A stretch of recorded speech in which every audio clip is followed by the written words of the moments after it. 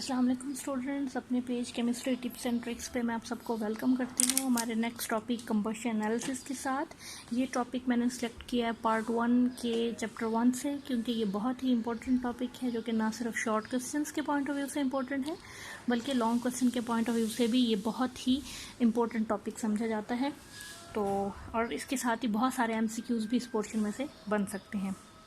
तो सबसे पहले combustion analysis. Combustion stand for burning and analysis, किसी चीज़ को एनालाइज करना, उसका तज्जिया करना। तो बेसिकली ये एनालिसिस हम किस लिए करते हैं? ये एनालिसिस हम मोस्टली जो है परफॉर्म करते हैं, उसकी रीज़न ये होती है इस एनालिसिस के परफॉर्म करने की कि हम फाइंड करना चाहते हैं एम्पिरिकल फार्मूला। ठीक है, empirical formula of organic compounds. तो बेसिकली ये एनालिसिस किस लिए परफॉर्म किया जाता है? ताकि हम ऑर्गेनिक कंपाउंड्स का एम्पिरिकल फार्मूला फाइंड कर सकें। और जैसा कि मैं आपको एक पिछली वीडियो में बता चुकी हूँ कि जब हमारे पास एम्पिरिकल फार्मूला और मोलर मैस आ जाते हैं तो उससे हम मोलेकुलर फार्मूला बड़ी इजीली फाइंड कर सकते हैं। यानी मेन जो स्टेप होता है किसी कंपाउंड का फार्मूला फाइंड करने में, that is the finding of empirical formula. उससे मोलेकुलर फार्मूला फाइंड करना कोई इतनी मुश्किल डील नहीं होती। ठीक है, तो जो कंबशन एनालिसिस हमने आपके यानी FSC के लेवल पे पढ़ना है, तो यहाँ हम एक कंडीशन लगाएंगे कि जो आपका कंपाउंड है दैट ओनली कंटेन, कंपाउंड में सिर्फ कौन से एलिमेंट होने चाहिए? Hydrogen, carbon and oxygen. तो इसके अलावा अगर सपोज आपके पास नाइट्रोजन है तो आप उसको इस मेथड से नहीं कर सकेंगे, बल्कि आपको कोई और मेथड फाइंड करना पड़ेगा। सल्फ़र अगर मौजूद है या हैलोजन मौजूद हैं तो आप उसे ये वाला मेथड अडॉप्ट नहीं कर सकते, ना ही नाइट्रोजन, ना ही सल्फ़र और ना ही हैलोजन की प्रेजेंस में। हाँ, अगर कंपाउंड के अंदर सिर्फ कार्बन, हाइड्रोजन और ऑक्सीजन मौजूद हैं तो फिर आप इस मेथड यानी जो कंबशन एनालिसिस हम आपके लेवल पे पढ़ रहे हैं वो सिर्फ hydrogen, carbon and oxygen containing compounds के लिए है। और अगर कंपाउंड के अंदर नाइट्रोजन, सल्फ़र और हैलोजन मौजूद होंगे तो फिर भी हम उनको कंबशन एनालिसिस से फाइंड तो कर लेंगे बेटा, लेकिन वो कंबशन एनालिसिस जो है उनका मेथड इस मेथड से थोड़ा सा डिफरेंट होगा। उनमें एब्जॉर्बर थोड़े से डिफरेंट यूज़ होंगे, जो हम अभी आपको जब हम इसको डेप्थ में स्टडी करेंगे तो आपको पता चल जाएगा एब्जॉर्बर से क्या मुराद है। तो कंबशन एनालिसिस की कंडीशन हमने पढ़ ली है। तो कंडीशन के बाद जो मेन यहाँ पे फंक्शन हम देखने लगे हैं, जो मेन फंक्शन है इसका वो है कंबशन ट्यूब के हवाले से। कंबशन एनालिसिस में हमें जिस चीज़ की ज़रूरत पड़ती है, या यूँ समझ लें जो हमारा इंस्ट्रूमेंट है या जो ऑपरेटस है वो कंबशन ट्यूब है।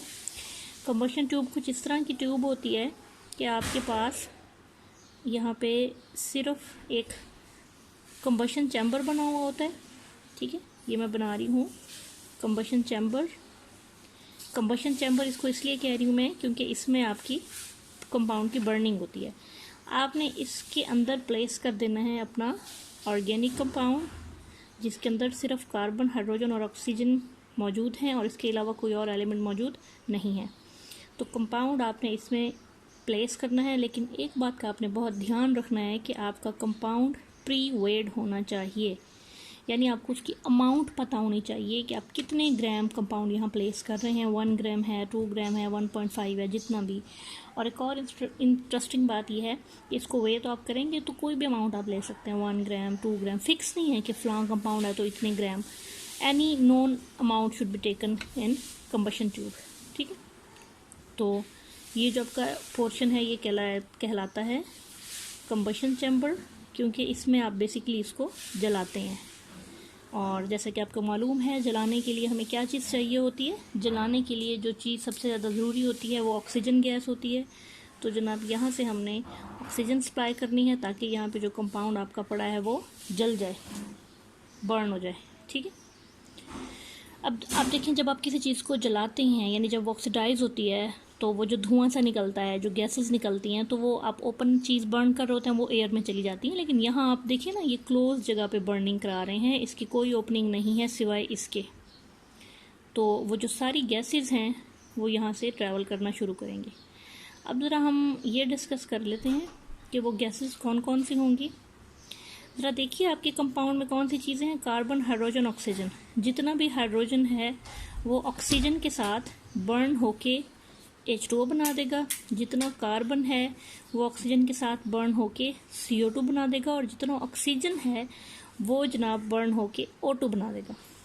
तो ये 3 गैसेस बेसिकली आपके पास होंगे, यानी यहाँ से जो मिक्सचर निकलेगा ये किन चीज़ों का मिक्सचर है? This is the mixture of H2O, CO2 and O2। तो इस मिक्सचर को हम आगे एक और चैम्बर की तरफ डायरेक्ट करेंगे। तो सवाल ये है कि ये चैम्बर क्या है और इसके अंदर क्या चीज़ पड़ी हुई है। तो इस चैम्बर का जनाब नाम है CO2 एब्जॉर्बर, क्योंकि इस चैम्बर के अंदर आपके पास पड़ा हुआ है 50% KOH, potassium hydroxide. Potassium hydroxide बेटा एक बेस है और इसकी एफिनिटी जो है वो बहुत ज़्यादा होती है CO2 के लिए, क्योंकि ये K2CO3 बना के इसको एब्जॉर्ब कर लेता है। तो होगा क्या कि ये जो मिक्सचर जनाब यहाँ से निकल रहा था, इसमें जितना CO2 होगा वो इसी चैम्बर के अंदर एब्जॉर्ब हो जाएगा, और यहाँ से जो गैसेस बाहर निकलेंगी अब उनमें क्या चीज़ मौजूद है? अब उनमें सिर्फ और सिर्फ H2O एंड O2 मौजूद है। क्यों? क्योंकि सारा CO2 ऑलरेडी एब्जॉर्ब हो चुका है। उसके बाद जब आप नेक्स्ट चैम्बर पे जाएंगे, यहाँ एक और चैम्बर लगा हुआ है, गैसेस को आपने फर्दर डायरेक्ट करना है। तो ये जनाब ये जो नेक्स्ट चैम्बर है इसका नाम है वाटर एब्जॉर्बर, H2O एब्जॉर्बर। और इसको ये क्यों कहा जाता है? क्योंकि इसके अंदर पड़ा हुआ है magnesium chlorate, MgClO4 twice, chlorate का, ये पर क्लोरिक एसिड का मैग्नीशियम सॉल्ट है।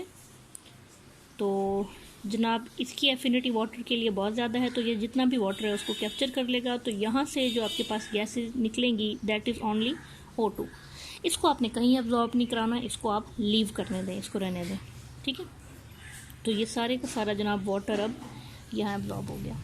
एक और इंटरेस्टिंग बात आपको यहाँ बताते चलें कि ये दोनों जो चैम्बर हैं दे शुड ऑल्सो बी प्रीवेड, यानी सपोज करें कि आपके पास ये दोनों चैम्बर 1-1 किलो के हैं, ठीक है। तो जब उनके अंदर CO2 एब्जॉर्ब हो जाएगा और इस चैम्बर के अंदर वाटर एब्जॉर्ब हो जाएगा तो ये 1 kg के तो नहीं रहेंगे, डेफिनेटली ये 1.5, 1.2, 1.3 मीन्स कि जितना आपने वाटर और CO2 भेजा है तो वो इनके अंदर एब्जॉर्ब जब होगा तो उनका मैस बढ़ जाएगा ना। तो इनका जो मैस बढ़ेगा उसको हम ओरिजिनल मैस से माइनस करके यहाँ बड़े इजीली फाइंड कर लेंगे। इस चैम्बर से हम फाइंड कर लेंगे मैस ऑफ CO2 माइनस करके, और इस चैम्बर से हम फाइंड कर लेंगे मैस ऑफ H2O। और इसका मैस कंपाउंड का हमें ऑलरेडी पता था क्योंकि हमने वो नोन अमाउंट ही भेजा था। ऑक्सीजन का मैस फाइंड करने की बेटा इसलिए यहाँ पे ज़रूरत नहीं है क्योंकि ऑक्सीजन यहाँ से भी आ रही है और कंपाउंड से भी जा रही है बाहर, तो हमें एग्जैक्ट पता नहीं चलेगा कि ये जो ऑक्सीजन बाहर जा रही है ये वाली ऑक्सीजन है या कंपाउंड वाली है, यानी कितनी ऑक्सीजन कंपाउंड वाली है और कितनी ऑक्सीजन ये वाली है। तो इसलिए इसको रहने देते हैं। चलें जी, अब ज़रा आ जाएँ कैलकुलेशंस की तरफ। सिंपल सी कैलकुलेशंस हैं यहाँ पे आपके पास। डाटा में यू ओनली हैव 3 थिंग्स।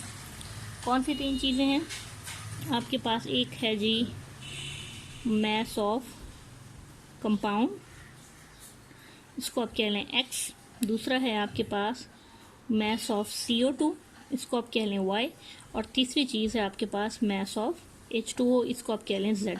तो देखा जाए तो इस कंबशन एनालिसिस का एक्सपेरिमेंट करने के बाद आपके पास जो चीज़ बचेगी वो सिर्फ ये है कि आपको क्या पता चला कि आपने कितना कंपाउंड जो है उसको बर्न कराया था, कितना वाटर प्रोड्यूस हुआ और कितना CO2 प्रोड्यूस हुआ। तो ये सिर्फ 3 चीज़ें आपको डाटा में मिलेंगी। तो इस डाटा को यूज़ करते हुए आप क्या चीज़ फाइंड कर लेंगे? परसेंटेज किसकी? इन तीनों एलिमेंट्स की। ये जो तीनों एलिमेंट्स हैं इन तीनों की। तो परसेंटेज कार्बन फाइंड करने के लिए आपने क्या करना होगा? मैस ऑफ CO2 यानी Y over mass of compound X into 12 और 44। अब ये 12 और 44 का क्या मतलब है ये मैं आपको अभी बता देती हूँ। 12 और 44 stand for 44 is the mass of CO2 and 12 is the mass of carbon in CO2, ठीक है। तो 12/44 का पर्पज़ ये है कि हमें सिर्फ कार्बन की परसेंटेज चाहिए ना, हमें CO2 की परसेंटेज तो नहीं चाहिए। तो CO2 से कार्बन की परसेंटेज के लिए 12/44 से मल्टीप्लाई करना पड़ेगा, और जब हम इसको 100 से मल्टीप्लाई करेंगे यानी सिर्फ इन 2 चीज़ों को यूज़ करके आपने कार्बन की परसेंटेज फाइंड कर ली। सिमिलरली आप हाइड्रोजन की परसेंटेज कैसे फाइंड कर सकते हैं, मास ऑफ H2O यानी Z over mass of compound X into, अब H2O के लिए फिर आपको लिखना पड़ेगा 2/18, क्योंकि 18 जो है वो H2O का मास है और 2 H2O के अंदर जो है हाइड्रोजन का मास है, ठीक है, इंटू 100 लें भाई। तो ये आपके पास फार्मूला है कि Y/X इंटू 12 और 44 इंटू 100 कार्बन की परसेंटेज आ गई, Z/X 2/18 इंटू 100 हाइड्रोजन की परसेंटेज आ गई।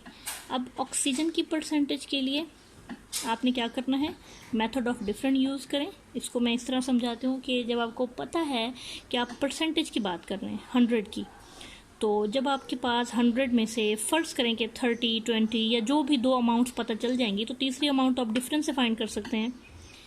आपके पास जो भी परसेंटेज कार्बन की आई है और जो भी हाइड्रोजन की आई है उनको प्लस कर दें और 100 से माइनस करके ऑक्सीजन की परसेंटेज आ जाएगी। ऑक्सीजन को कहीं एब्जॉर्ब कराने की ज़रूरत ही नहीं पड़ेगी, ठीक है ना। एक तो ऑक्सीजन को एब्जॉर्ब कराने में ना बेटा इशू बहुत था। वो इशू ये था कि जब ऑक्सीजन एब्जॉर्ब होती है तो वो ऑक्सीजन ज़रूरी नहीं होता कि कंपाउंड वाली हो, वो ये वाली ऑक्सीजन भी हो सकती है। तो हम ऑक्सीजन को एब्जॉर्ब नहीं कराएंगे बल्कि उसको सिंपली मेथड ऑफ डिफरेंस से फाइंड करेंगे। जैसे अगर मैं कहूँ कि I have 100 rupees and I have to distribute these 100 rupees in 3 boys, तो अगर मैंने एक बॉय को 50 रुपीज़ दिए और दूसरे को 30 रुपीज़ दिए, तो अगर मैं फिर तीसरे को मैंने कितने दिए होंगे, तो अंडरस्टूड है कि एक को 50 दिए हैं, एक को 30, तो 50 प्लस 30 ये 80 हो गए, तो थर्ड को लाजमी 20 दिए होंगे। तो ऑक्सीजन का ये केस है, आप इसको इन दोनों की परसेंटेज से ही फाइंड कर लेंगे। तो उम्मीद है अब आपको समझ आ गई होगी कि ये कितना सिंपल और स्ट्रेट फॉरवर्ड किस्म का जो है ये एनालिसिस है कि आपने वो कंपाउंड जो कार्बन, हाइड्रोजन, ऑक्सीजन कंटेनिंग होते हैं उनको सिंपली आपने क्लोज ट्यूब के अंदर बर्न कराना है। उसमें से जितना CO2 और जितना H2O बनेगा वो आपने एब्जॉर्ब करा लेना है और सिंपल सी कैलकुलेशन करके आपके पास परसेंटेज आ जाएगी। अब आप कहेंगे कि ये तो हमारे पास परसेंटेज आई है, एम्पेरिकल फार्मूला तो नहीं आया। तो फिर मैं आपको रिमाइंड कराऊंगी कि एम्पेरिकल फार्मूला फाइंड करने के जो स्टेप्स होते हैं, जो न्यूमेरिकल भी हमने सॉल्व किए हैं पिछली वीडियो में आप देख सकते हैं, तो उनके लिए हमें परसेंटेज ही चाहिए होती है, ठीक है ना। जब आपके पास एक दफ़ा परसेंटेज आ जाती है तो आप उसकी सिंपल कैलकुलेशन करके एम्पेरिकल फार्मूला और फर्दर कैलकुलेशन करके मोलेकुलर फार्मूला इजीली फाइंड कर सकते हैं। चैनल को सब्सक्राइब ज़रूर कीजिएगा। मैं 1 बाय 1 इस तरह की वीडियोस शेयर करती रहूँगी ताकि आप इसको समझते रहें। ओके बच्चे, गुड लक।